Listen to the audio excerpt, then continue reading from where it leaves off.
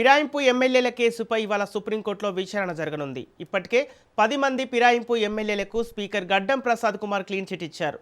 ఈ నేపథ్యంలో ఇవాళ సుప్రీంకోర్టు నిర్ణయంపై ఉత్కంఠ నెలకొంది.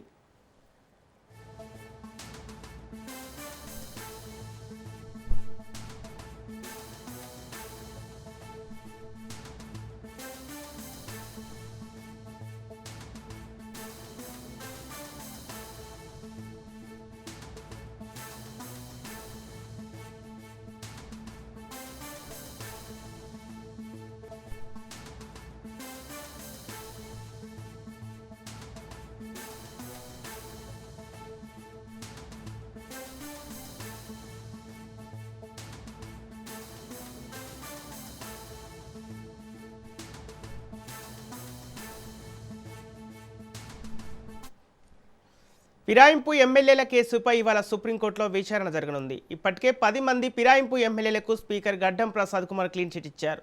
ఈ నేపథ్యంలో ఇవాళ సుప్రీంకోర్టు నిర్ణయంపై ఉత్కంఠ నెలకొంది.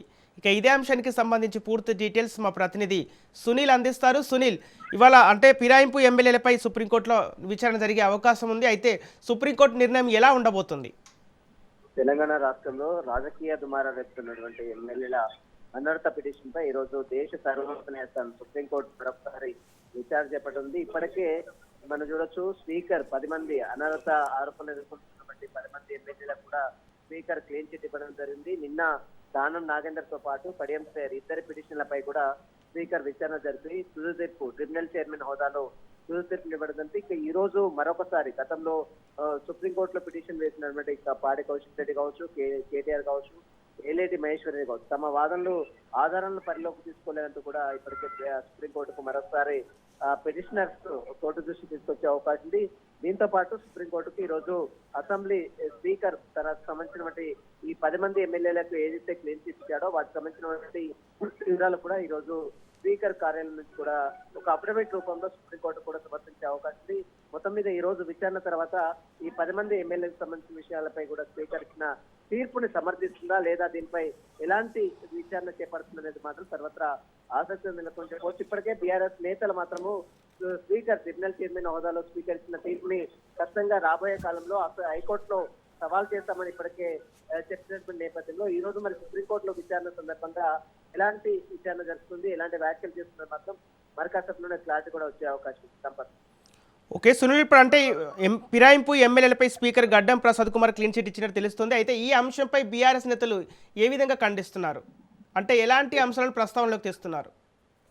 ముఖ్యమంత్రి రేవంత్ రెడ్డి ఇచ్చినటువంటి స్క్రిప్ట్ ని యథావిధిగా స్పీకర్ అమలు చేశాడు. రాజ్యాంగాన్ని పరిరక్షించాల్సినటువంటి స్పీకర్ రాజ్యాంగాన్ని మొత్తం కూడా దొంగలు తొక్కే ప్రయత్నం చేస్తున్నాడు. కాబట్టి దీనిపై ఖచ్చితంగా న్యాయ పోరాటం చేస్తాము, న్యాయస్థానాల్లో ఖచ్చితంగా మళ్ళీ హైకోర్టుని ఆశ్రయిస్తాము, హైకోర్టులో దీన్ని సవాల్ చేస్తాము. ఇప్పటికే 10 మంది ఎమ్మెల్యేలపై స్పీకర్ ఇచ్చినటువంటి తీర్పు ఆర్డర్ కాపీ వచ్చిన తర్వాత ఖచ్చితంగా హైకోర్టులో ఈ పిటిషన్ దాఖలు చేసిన తర్వాత మళ్ళీ హైకోర్టులో సైతము న్యాయ పోరాటం చేస్తామంటూ కూడా బీఆర్ఎస్ శ్రేణులు చెప్తున్నారు. ఇంకా ఈ రోజు దేశ సర్వోన్నత సుప్రీంకోర్టులో మరొకసారి విచారణ ఉన్నటువంటి నేపథ్యంలో సుప్రీంకోర్టు సైతం ఇలాంటి వ్యాఖ్యలు చేస్తుంది. గతంలో స్పీకర్ తీర్పై కొంత ఆగ్రహం వ్యక్తం చేసిన నేపథ్యంలో 4 వారాల గడువు ఇచ్చింది. ఇప్పటికే 4 వారాల గడువు లోపే స్పీకర్ మొత్తం కూడా పూర్తిగా ఈ 10 మంది ఎమ్మెల్యేలకు సంబంధించిన విషయాలపై కూడా తుది తీర్పు ప్రకటించిన నేపథ్యంలో మరి ఈ రోజు విచారణలో ఎలాంటి అంశాలు పొందుపరుస్తారు, ఎలాంటి విచారణ చేపడుతుంది కోర్టు అనేది కూడా చూడాల్సింది చెప్పవచ్చు. సంపత్. ఓకే, ఇప్పుడు సునీల్, అధికార పార్టీకి స్పీకర్ కొమ్ము కాస్తున్నారనే దాంట్లో వాస్తవాలు ఎంత? ప్రస్తుతం అదే బీఆర్ఎస్ శ్రేణులు మాత్రం ఒకటే ఆరోపిస్తున్నారు.